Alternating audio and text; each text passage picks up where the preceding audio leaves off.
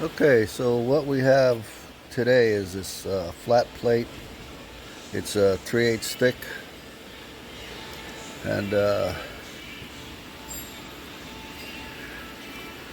got 1, 2, 3, 4, 5, 6 holes in it, and we got a outside profile.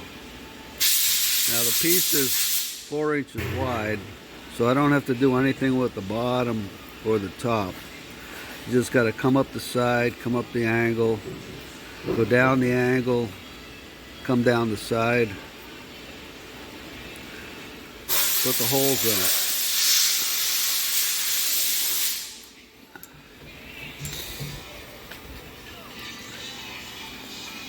So what I did was I mounted it flat on the table. I like to work on the table. I use spacers, and then parts start moving around, this and that, and it doesn't really work out very well. So what I'm going to do is I'm going to take a little test cut around the part,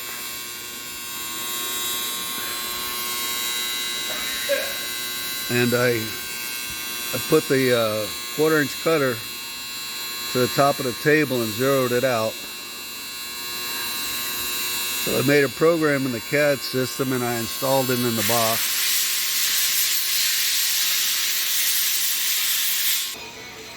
So this is what it looks like. Just the blue lines are the sides,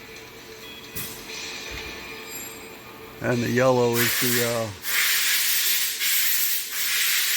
the hole.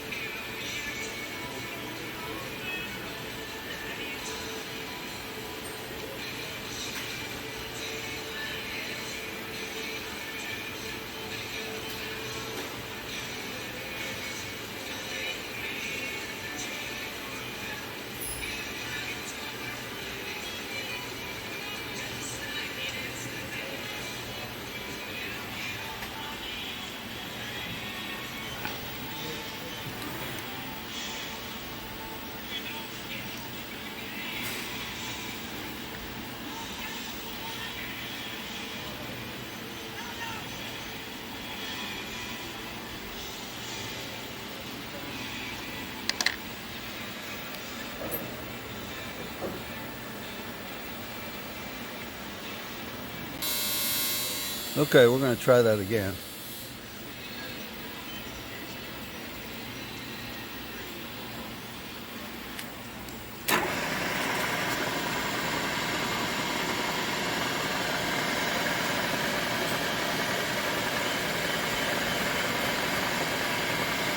I kicked it up to 150%.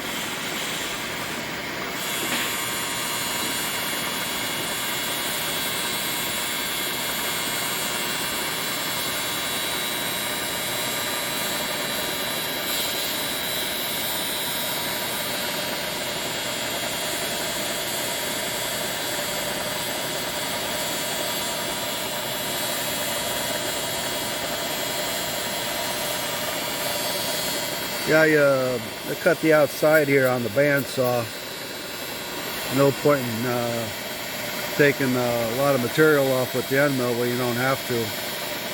Plus you can go faster and not worry about the chips piling up. So here it gets to the end. So all I do is lift the Z up. It's going to make 4 passes here.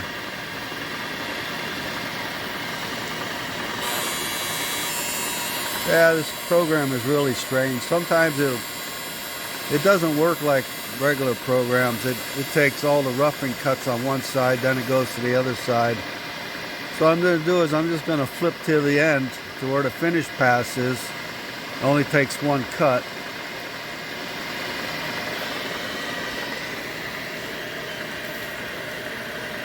So we're going to go to number 39, I think it is. And see, this is center, tool offset from the center. This is offset from the left. So I got a comp in here at 10 thou. So we're going to start at number 39.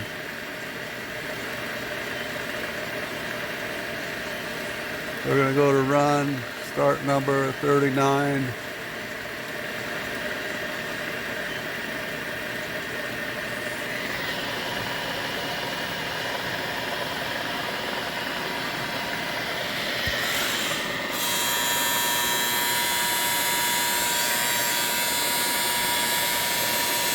So I left an extra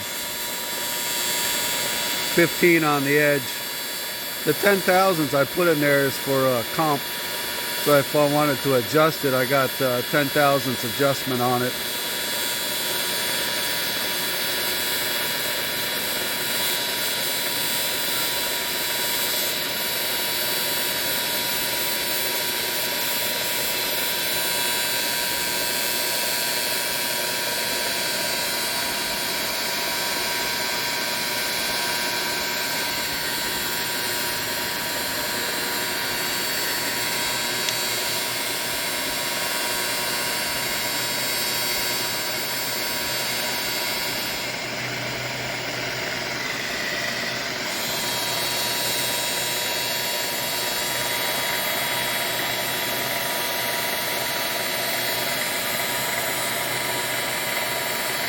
Yeah, I was pretty good with my line.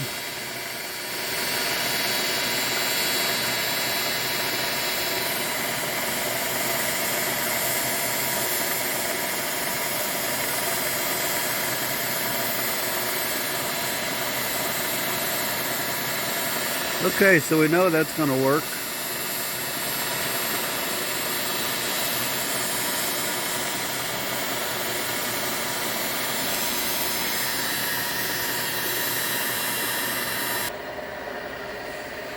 Well, at least today they got the machine turned on. I already made a program, got it installed in the machine, made a test cut. I'm ready to do the actual part now. These guys are still getting warmed up. Okay, so what we're going to do,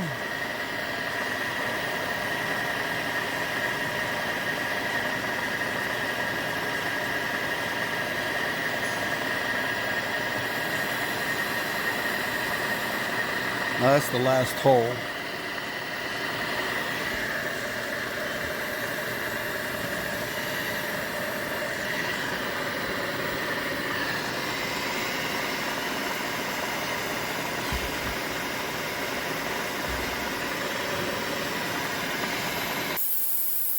So we're going to put a little juice on it.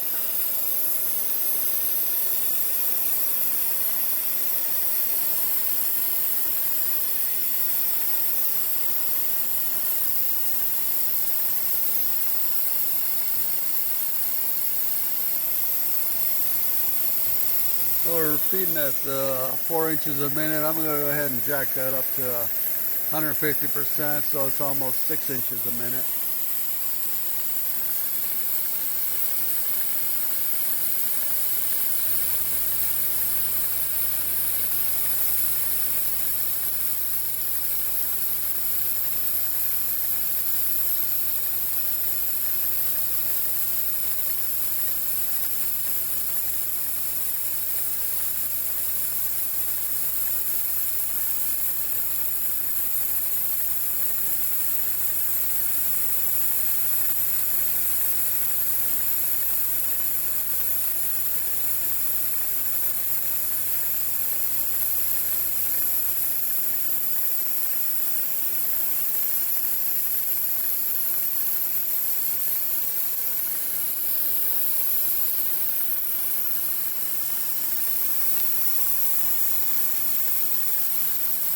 So it's just going to do this another 3 times, then we'll go to the other side. So here we are, we just started the other side. This is the first pass. I got 4 passes on each side, then a finished pass.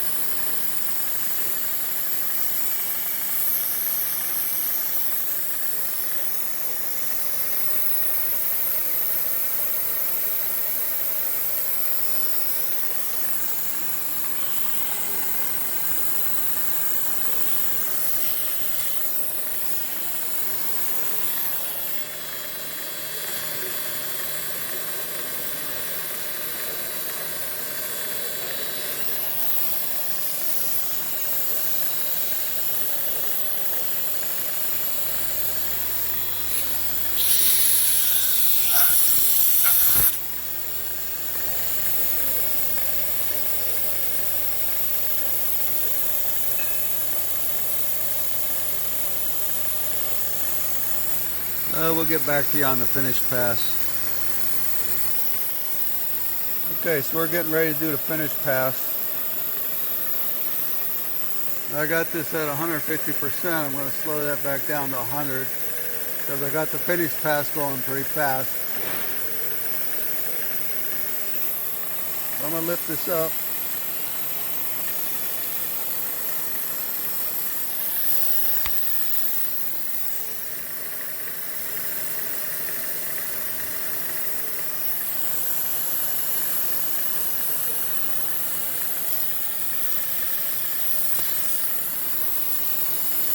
Now usually I bring this to about 6 thousandths above the table. That leaves me just a little bit of room, and I can still take the burr off.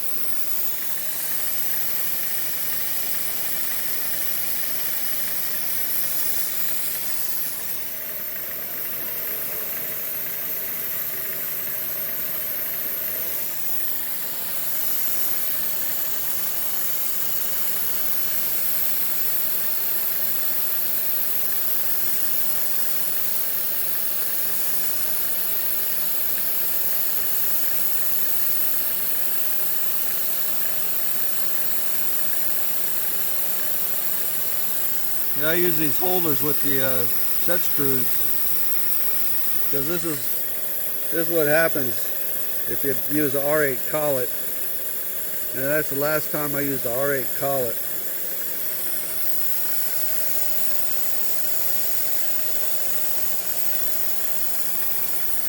Okay, so that did the first one. So we lift it up, let it come over to the second side, over the clamp, bring it back down.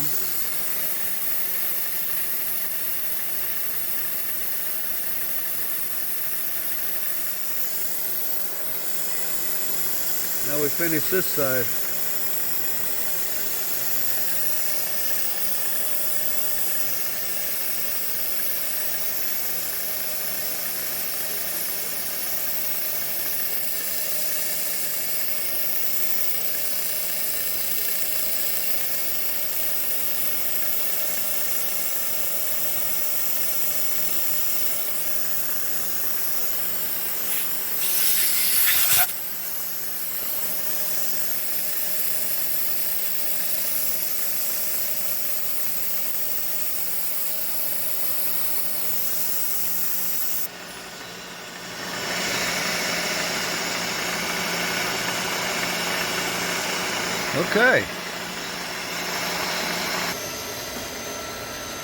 Okay, so why I chose that 1/4 inch end mill to do the outside is because I'm going to do the holes with it too. Rather than drill the holes, it's a 281 diameter, so I'm going to use the 3 fluid end mill to plunge those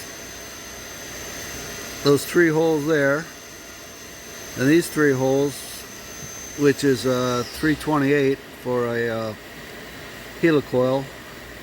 And I'm going to come back with a 5/8 end mill and bring this counterbore down to depth. So that way I don't have to change tools. I can use the 1/4 inch tool to do pretty much 90% of the part, and then just come back and do the counterbore, and then take the part, loosen it, and then free drill it to the correct diameter of the rest of these holes. And that way it makes it really fast. Okay, bye. Okay, so what I did was I drilled these holes out with the 1/4 inch end mill.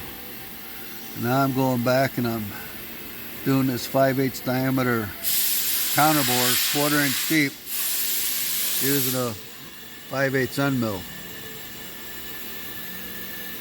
I could circle interpolate it, but that's a lot of unnecessary work. It's just as easy to put a 5/8 end mill in there and zero it at the top and go down 1/4 inch. Of course, you got to peck it a little bit to break the chips up.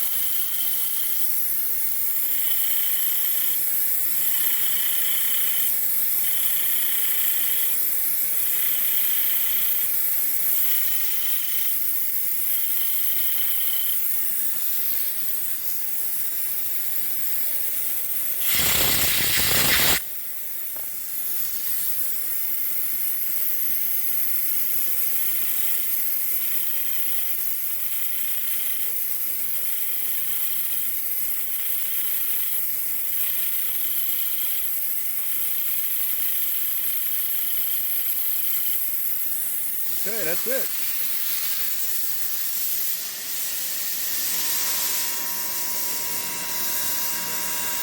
So now I take it out of there and I open up these other holes to accept the helicoil. Got to drill that out to the helicoil, tap size, then thread it.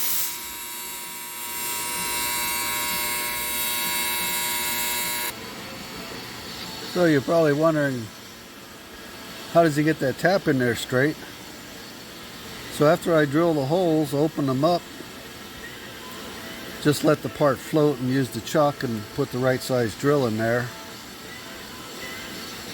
I get this little center, just a pointed thing. I bring this down. Of course, it's got to be in the center of the table, the center of the slot, the Y. You don't want to move the Y after you center it. The X, you can slide the part anywhere you want. So anyway, I just bring it down, let it self-locate, lock it in place, and then just tighten the clamps down.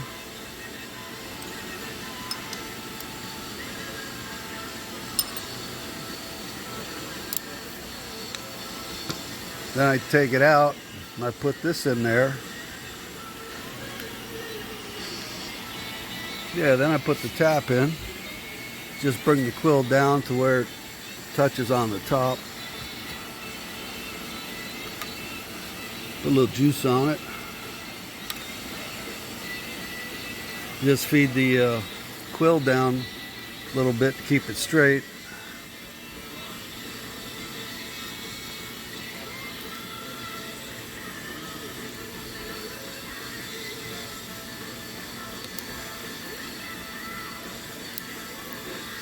Now I don't have to go all the way through with this. I just get it started to where the tap is straight. Then I'll come back and finish it after it's off the machine. So take this out.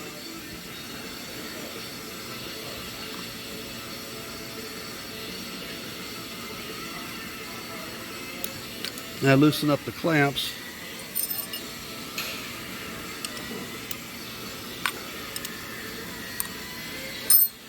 And I just do the same thing to the other two holes. I mean, you know, these can float anywhere they want so long as they're on the part. But it's as simple as that.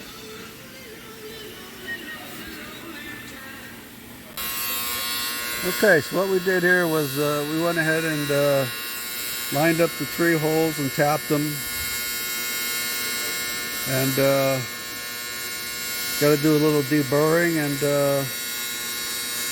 this part's done. Oh yeah, let's see what's going on over here. Oh, nothing. Oh well. You got to keep the bar low over here. All right. Bye.